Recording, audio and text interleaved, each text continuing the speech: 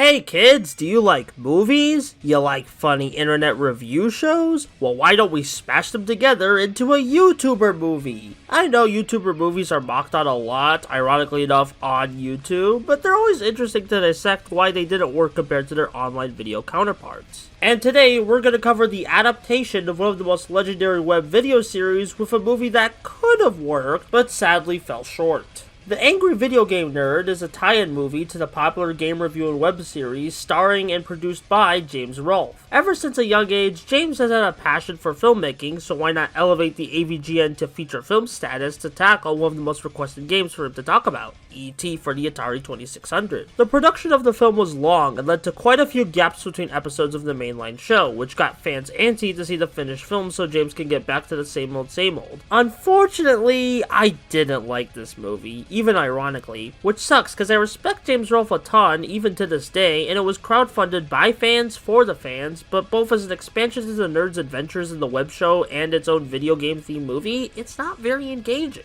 For one, it doesn't follow any of the in-show continuity or running gags of the AVGN web show, choosing instead to focus on the nerd as this influential personality with a rabid fanbase asking him to review the E.T. game in between working at a game store with his best friend Cooper, a new character invented for the movie, while the actual supporting cast of the show are relegated to background cameos. I sorta get wanting to make this a standalone adventure without knowledge of the show, but the film was funded by the fans, so why are you alienating them by not having the reoccurring elements from the AVGN show? I guess this new Cooper character was supposed to parody the black best friend trope in big Hollywood movies, much how like another character supposedly parodies the typical love interest, but both ended up being substandard examples of those tropes in their attempts to subvert it. It doesn't help that there's some sexist undertones with the way they talk about the love interest initially, which you could excuse as early 2010s gaming culture, but the AVGN really didn't do that much of that kind of humor, so why is it here? I can apply that sentiment to a lot of the film's comedy, as a lot of it doesn't feel at home with the AVGN's typical comedic stylings and feels more dated these days than actual old episodes of the web show. However, I do have one major positive for the movie: the special effects. These are super well done on a limited budget and very appealing. I especially liked it when the big monster from Mount Fuji started terrorizing the world in a very earnest homage to classic Japanese monster movies, which I admittedly have a fondness for, so that's probably why I like those segments the best. But even with great special effects, the AVGN movies still didn't work for me despite the passion James had for it. It failed as a comedy film with its unfunny jokes, and it failed as fan service for the fans of the web series with its own dumb lore. It definitely joins the disappointing haul of YouTuber movies from the 2010s that are not very good and are being reviewed by lesser YouTubers like me years later.